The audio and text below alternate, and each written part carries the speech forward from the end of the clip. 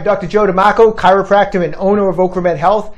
And today I'm going to talk about a pretty serious postural issue that a lot of people suffer with, and it's called an anterior pelvic tilt. And what I'm going to do is I'm going to give you some information today about what causes it, some of the symptoms that people that have it might be experiencing, and then I'm going to give you a 30-day fix for it. And if you follow along and you do this for the next 30 days, you are going to be able to fix your anterior pelvic tilt. So first off, what is it? Well, an anterior pelvic tilt, if someone has a real bad one, you can just pick them out of a crowd. That's the person with a sway back. The low back is kind of arched extra through here. The buttocks is usually out. I'm going to exaggerate, of course, but the buttocks is out. The lower back is swayed, and the person has this type of a posture, and this is obviously, for the most part, an exaggerated posture, but I have seen people that are close to this type of position. Buttocks out, back is swayed, various degrees to it. But that's what an anterior pelvic tilt is. Now, symptom-wise, you could have one or all of these different symptoms. Sometimes people with anterior pelvic tilts, they come in low back pain. Another symptom, tight hamstrings, chronically tight hamstrings, and they'll complain about chronically sore tendon where the hamstring attaches into the pelvis. It's chronically sore. The hamstrings are chronically tight, and actually a common complaint that I get is people will say that because they feel tight, of course they want to stretch them, and then when they stretch them, it actually makes it worse. That's a common symptom. Another symptom, chronically tight hip flexor muscles that cause problems both in daily activities in the gym. So those are some of the symptoms of an anterior pelvic tilt. So what we're going to do is let's go over a little anatomy, what we're dealing with when we have an anterior pelvic tilt. I'm going to show you a quick test to determine if you're not exactly sure, to see if you are suffering from an anterior pelvic tilt, and then we're going to show you how to correct it. So here we go. All right, so let's take a look at the model and discuss a little bit about what's causing this anterior pelvic tilt. So first off, I just want to make mention, I have these bands attached to the model here. I don't have them anatomically correctly attached. They're not in position here to show you the exact anatomy. I'm using them more just as an illustration as far as what muscle groups become tight and which muscle groups are weak here. So when we're dealing with an anterior pelvic tilt, as we discussed, the pelvis has gone anterior. There's an increase in the lumbar curve. First off, the hip flexor muscles, which are attached to the lumbar spine and the pelvis, are very tight on people with an anterior pelvic tilt. They become very tight, whether it's just from lack of stretching, people that sit a lot. I have a previous video we did. I'll put the link above me right now. Take a look at it. It discusses hip flexor muscles and how to stretch them and how to loosen them up. You may want to review that at some point as additional information. But basically, these hip flexor muscles become very tight. That starts to draw the pelvis forward or anterior like that, just from the tightness of those hip flexors.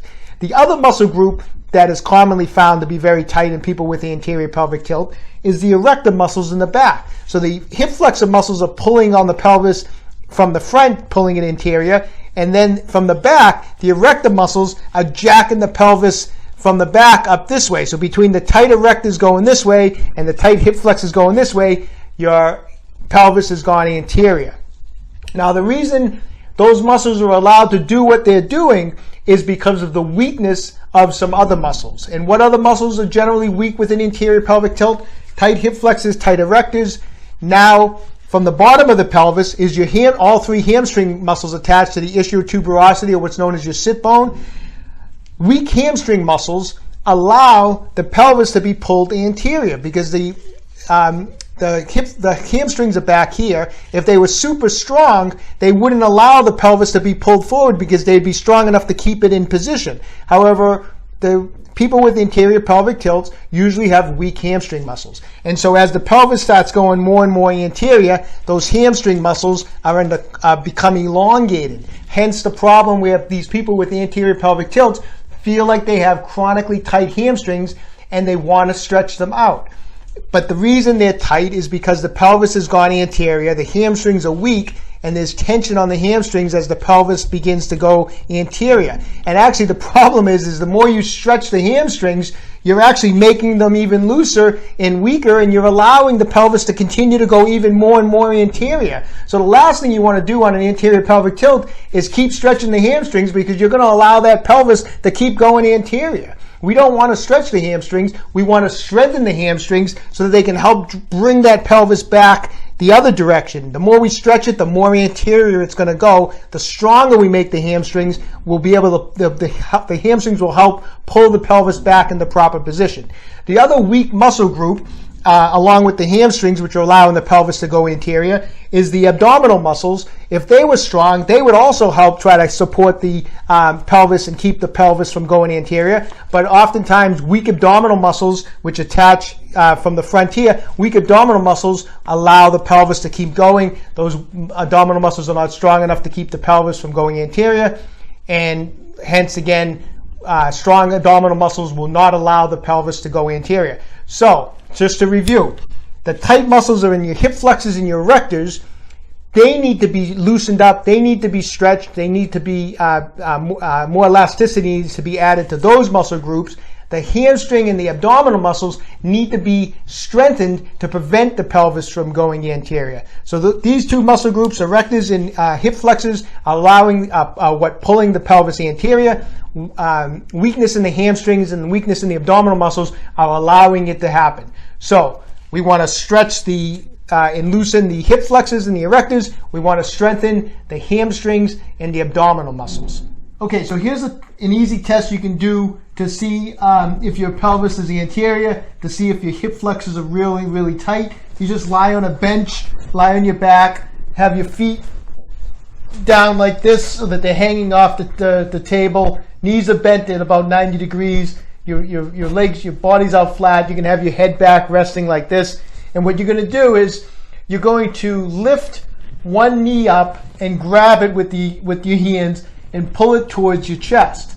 Now, if the other leg, as you pull your knee towards your chest, if the other leg lifts off of the bench, or as you do this, it starts to rotate out, or the leg straightens like this, any of these type of things means that your hip flexors are tight and you probably are dealing with an anterior pelvic tilt when you do this test. So you're pulling the knee forward. This other leg should just remain on the table with the knee bent at about 90 degrees as you do this. Like I said, once again, if I go to do this and my other leg comes lifting up, or as I go to do it, my leg straightens out, or it might rotate out to the side, those are all indications that you're dealing with some tight hip flexor muscles.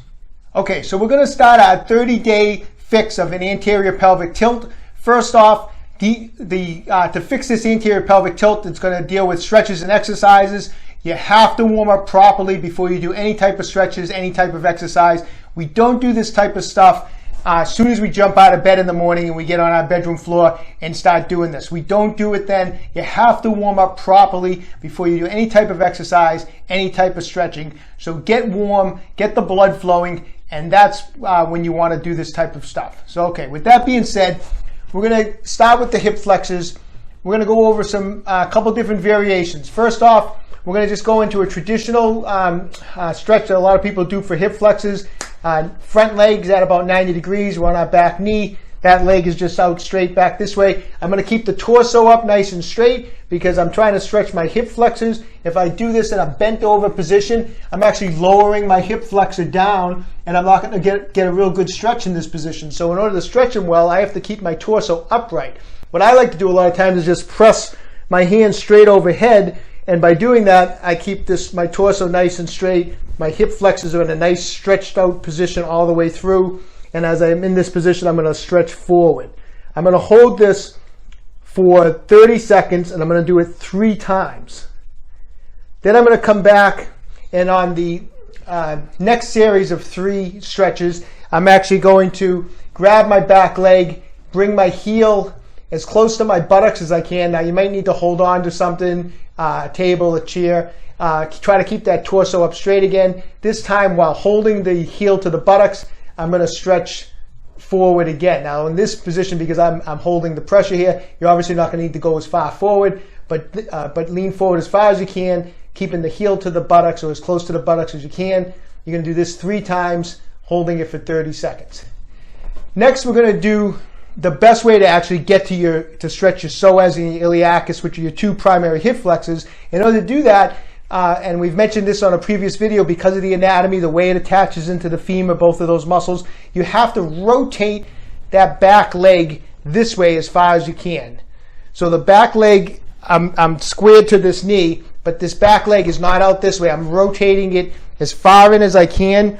Now I'm stretching, I'm facing forward. Once again, I'm going to square my shoulders this way, and I'm going to stretch up towards the ceiling. I'm going to open this all up. With this leg rotated, you actually are going to be limited. You're not going to be able to stretch as far forward as you could with the leg out this way.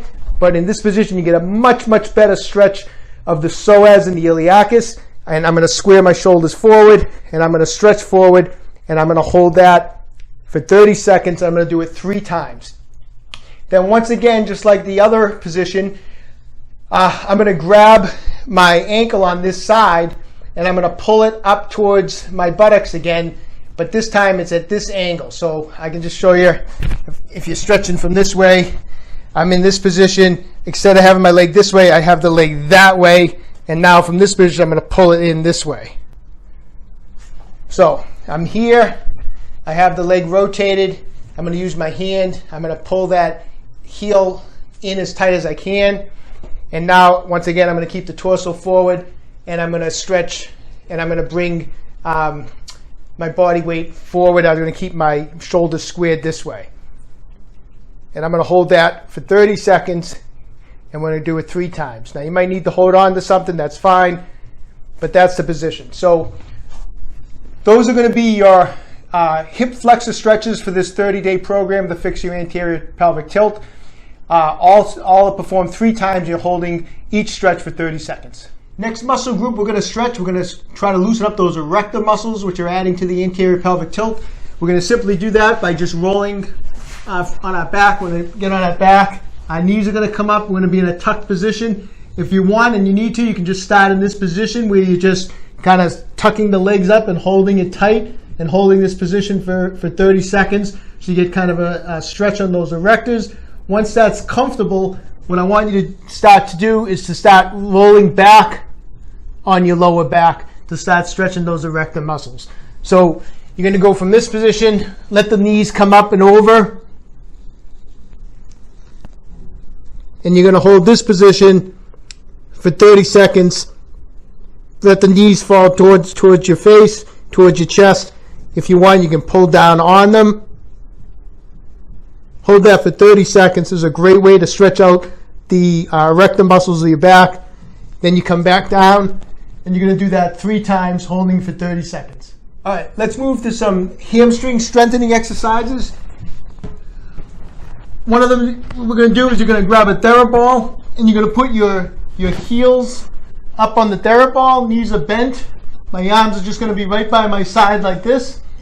And I'm going to break this down into simple motions on this hamstring exercise. The first part of this exercise is lifting the hips off of the ground and straightening out the legs.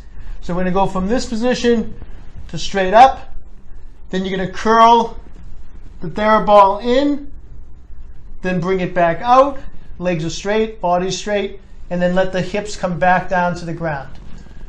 And knees are bent. So I'm going to break it down. So we go from bent knees, straight knees, hips come up. Then we roll the ball in, roll the ball out, hips go down, knees come back, bent again. One more time. Legs straighten out, hips come up, roll the ball in as far as you can, roll the ball out, hips come down, bend the knees. That's a great hamstring exercise. You want to do 3 sets of 15 every day for the next 30 days. A couple more hamstring exercises I want you to do is just what we call a bridge. Feet are on the ground. From this position, we're going to come up, push the hips right up towards the ceiling, hold for 1,001, 1,002, come back down. Push back up, 1,001, 1,002, I'm squeezing my glutes. I'm pressing my hips towards the ceiling. We're going to do, every time we press up, we're going to hold for 1,001, 1,002 count, 3 sets of 15. Also, and if you can't do this variation, that's okay. So we're doing 3 sets with the ball, doing 3 sets of bridges, and then finally what I want you to do is a one-legged bridge where this leg is out, one leg is out straight, the other leg is on the ground. Now you're going to push the hips towards the ceiling, 1,001, 1,002, and come back down. You're going to do 3 sets of 15 on that leg. Switch the leg, hold the other leg out straight. Press the hip up towards the ceiling. 1001, 1002, come back down. And this is going to be for a 15 count too. So 3 sets of 15 on this leg, 3 sets of 15 on the other leg. If you can't do single leg bridges, that's fine. Just do the 3 sets of 15 reps with the TheraBall and 3 sets of regular bridges. If you can, add in 3 sets of 15 on each single leg bridge. So those are our hamstring strengthening exercises over the next 30 days. Okay, and so the last muscle group we're going to work is those abdominal muscles. What we're going to do is we're going to use what's called an RKC plank. It's short for Russian Kettlebell Club Plank. The reason we're going to use that is I've seen that studies have shown that you get a 4-time greater activation in the lower abdominal muscles and a 2-time greater activation in the internal oblique muscles by doing this little bit of a variation on a plank. So what's the variation? We're going to be in the front. The hands are clasped together, but we're still on our elbows. And the legs, instead of being together, are in a slight straddle like this. The torso needs to be held in a nice hollow, tight position. I'm going to be squeezing my glutes through the whole time. And we're going to stay in this position, nice and tight. We're going to do this 3 times for maximum effort. Now, when do we stop? Maximum effort is only while you can keep good form. Once the back starts to sway, once you start losing position, once you start feeling any type of low back tweak or any type of low back, that's when you stop. You don't hold a plank to the point where you're trembling and your low back is swaying and you're going to leave yourself susceptible to a back injury. You're going to do this 3 times maximum effort, and maximum effort is just to the point where you feel like you can't hold that perfect form anymore. And that's how I want you to do these RKC planks, 3 times maximum effort. All right, so there you have it, the 30-day fix for anterior pelvic tilt. If you want it to work, you have to do it every day for the next 30 days. Once a week, twice a week is not going to work. Every day for the next 30 days, work at it. You're going to be able to fix that anterior pelvic tilt. You're going to feel a lot better. Your workouts are going to be better, and everything's just going to feel great. All right, if you're looking for a 90-day fitness program that's going to build lean muscle without the bulk and it's going to keep you safe and injury-free, you want to go to my website, www.OcraMedHealth.com, where I'll customize a program just for you. Also available on my website is our new ebook, The Accommodation Avoidance System. It's how to perform heavy weight training without hitting training plateaus. Also available on our website, our new section, our mobility plan. You pick the body part. I'll send you a personalized video of how to perform fascia release and to stretch that area and to increase the mobility. If you're enjoying these videos, please subscribe to my channel, OcraMed Health on YouTube. For questions about injuries or exercises, just leave a comment in the comment section below. I always get back to everyone who writes in. And don't forget, OcraMed Health is here to keep you fit forever.